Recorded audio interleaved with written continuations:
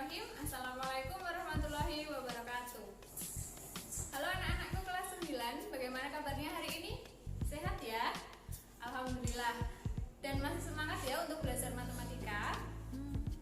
Oke, untuk pertemuan kali ini Bu Ayu akan membahas tentang materi statistika.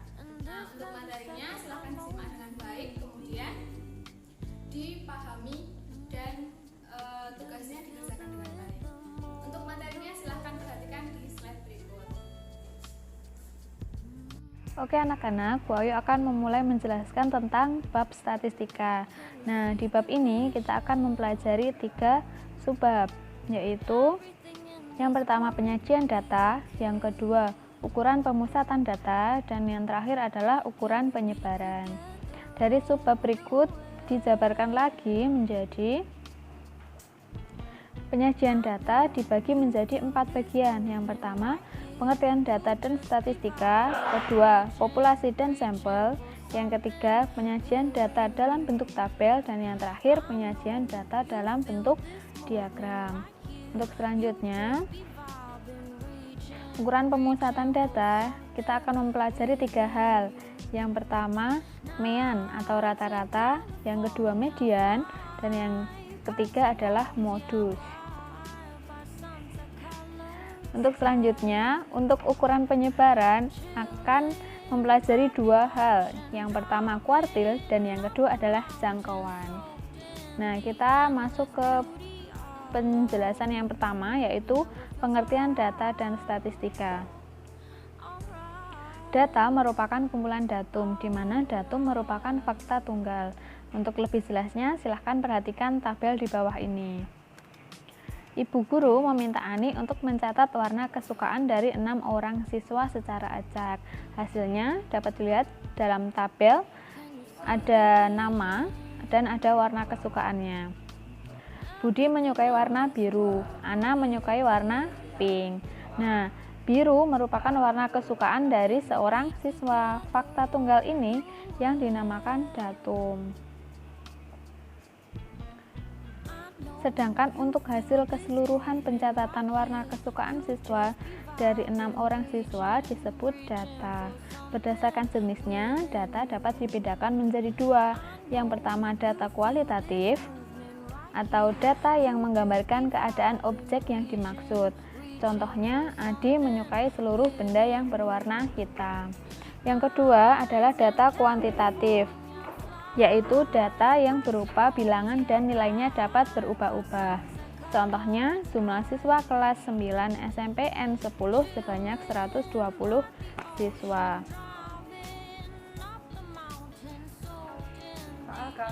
Berdasarkan data yang diperoleh pada tabel, Ani menyimpulkan bahwa dari ke-6 siswa tersebut ada 3 kesimpulan. Yang pertama, siswa paling banyak menyukai warna biru. Eko dan Adi sama-sama menyukai warna hitam. Dan yang terakhir, hanya ada Ana yang menyukai warna pink. Nah, ketika Ani menarik kesimpulan, sebenarnya Ani sudah menggunakan statistika. Apa itu statistika, anak-anak? Statistika adalah ilmu yang mempelajari tentang pengumpulan data, penyusunan data, penyajian data, penganalisisan data, dan pengambilan kesimpulan secara tepat. Yang kedua, populasi dan sampel. Populasi adalah seluruh objek secara lengkap yang diteliti yang mewakili sifat-sifat tertentu. Sedangkan sampel adalah bagian dari populasi yang memiliki sifat-sifat cukup mewakili sifat-sifat yang dimiliki populasi. Contoh, data tinggi badan seluruh siswa SMP kelas 9. Populasinya seluruh siswa kelas 9 di sekolah tersebut. Kita ambil sampelnya hanya diambil satu kelas, yaitu siswa kelas 9A.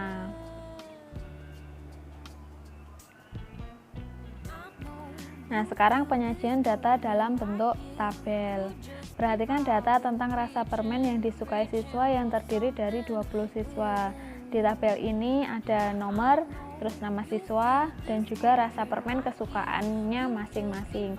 Ada Andi suka rasa coklat, Arif rasa coklat, dan seterusnya sampai Yang terakhir adalah Sisi menyukai rasa stroberi. Dari data tabel tersebut, kita bisa mengubahnya menjadi tabel frekuensi. Tabel frekuensi berarti kita hanya membutuhkan 3 tabel. Yang pertama rasa permen yang disukai, tadi ada 6 rasa. Terus turus itu akan membantu kita dalam menghitung frekuensi. Frekuensi adalah jumlah anak yang menyukai. Berarti coklat, karena tadi ada 5 anak yang menyukai rasa coklat, berarti frekuensinya adalah 5. Kalau susu yang menyukai ada 4 anak, berarti 4. Dari keseluruhan anak tadi ada 20 anak. Nah, selanjutnya dari tabel frekuensi kita akan membuat ke bentuk diagram. Tetapi sebelum membuat bentuk diagram, kita harus mencari persentase datanya terlebih dahulu. Nah, caranya bagaimana? Persentase data itu sama dengan frekuensi dibagi jumlah keseluruhan kali 100%.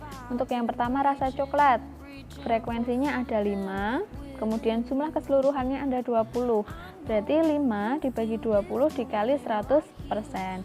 Hasilnya adalah 25%.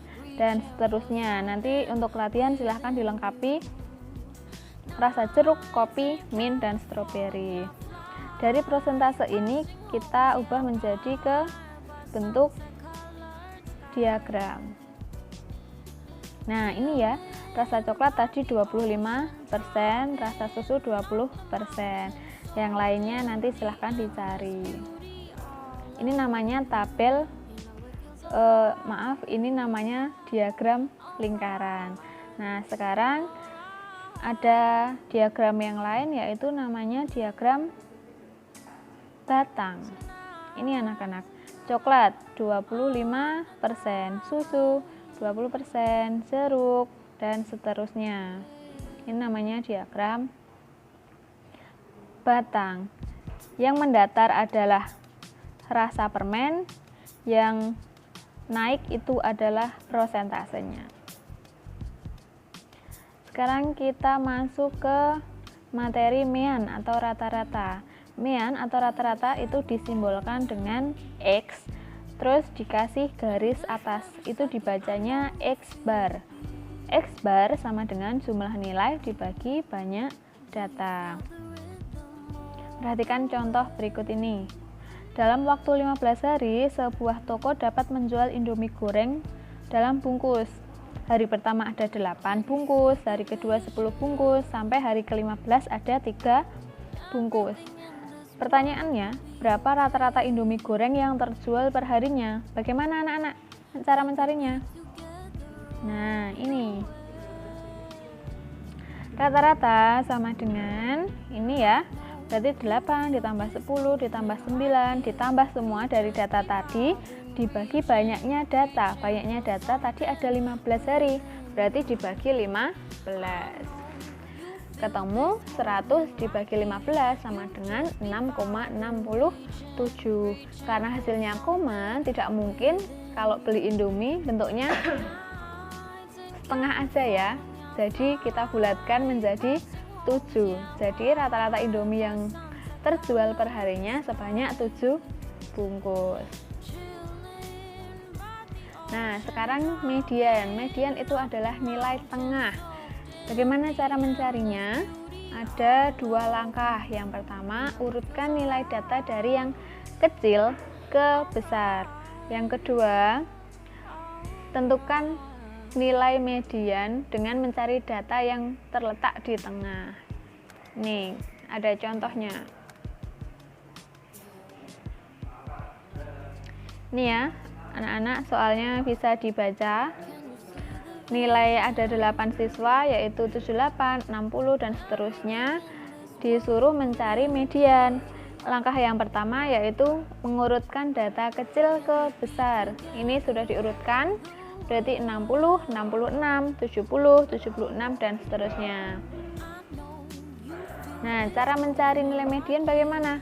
Ini untuk cara mudahnya tinggal dicoret saja. Depan, belakang, depan, belakang, depan, belakang. Nah, sudah ketemu ya nilai mediannya, berarti di tengah-tengah antara 76 dan 78. Kalau menggunakan rumus, ini urutkan nilai data dari kecil ke besar, kemudian menentukan letak median. Letak median berada di data ke N ditambah 1 bagi 2. N adalah banyaknya data. Coba kita menggunakan data yang tadi. Kita langsung saja. Nah, ini ya, letak median karena tadi datanya ada 8, berarti 8 ditambah 1 dibagi 2, ketemunya adalah 4,5. 4,5 itu berada di tengah-tengah data keempat dan data kelima. Jadi kita ambil rata-ratanya. Data keempat ditambah data kelima dibagi 2, ketemunya adalah 77. Sekarang modus. Modus adalah nilai yang sering muncul atau data yang mempunyai frekuensi paling banyak. Nah, kalau data ini modusnya adalah 70 karena 70 muncul 3 kali.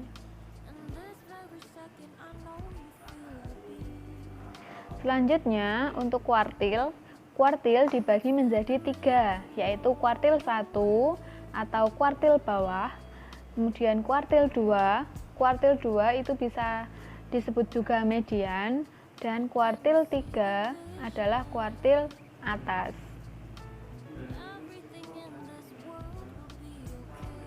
Ini ya, jadi kuartil tengah atau kuartil 2 atau median, kuartil atas itu adalah kuartil 3. Cara menentukan kuartil sama dengan menentukan median tadi, mengurutkan data dari kecil ke besar, kemudian mencari letak kuartil, kemudian menentukan nilai kuartil. Ini langsung contoh saja. Nah, ini ya, urutkan data pengamatan dari kecil ke besar. Kalau untuk letak kuartil 1, rumusnya N plus 1 per 4. Letak kuartil 2, 2 kali N plus 1 bagi 4.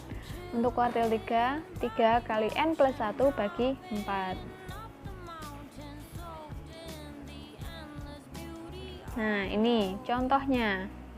Ada data 78, 50, 54, 66, 80, 70, dan 76.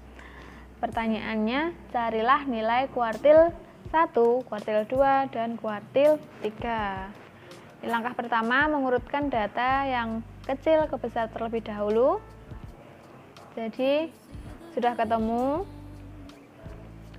Kemudian, menentukan letak kuartil. Kuartil 1 berada di data kedua, kuartil 2 berada di data keempat, kuartil 3 berada di data ke-6.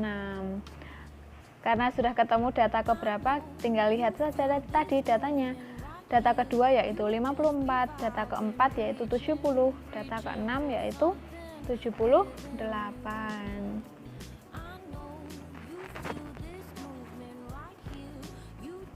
Selanjutnya adalah jangkauan. Jangkauan itu apa, anak-anak? Jangkauan merupakan selisih nilai data terbesar dengan nilai data terkecil. Jangkauan termasuk ukuran penyebaran yang paling sederhana. Jadi ya sudah, rumusnya data paling besar dikurangi data paling kecil. Kalau jangkauan antar kuartil itu adalah selisih antara kuartil atas dan kuartil bawah. Nah, ini langsung saja yang jangkauan antar kuartil. Itu rumusnya kuartil 3 dikurangi kuartil 1. Oke, sekian penjelasan.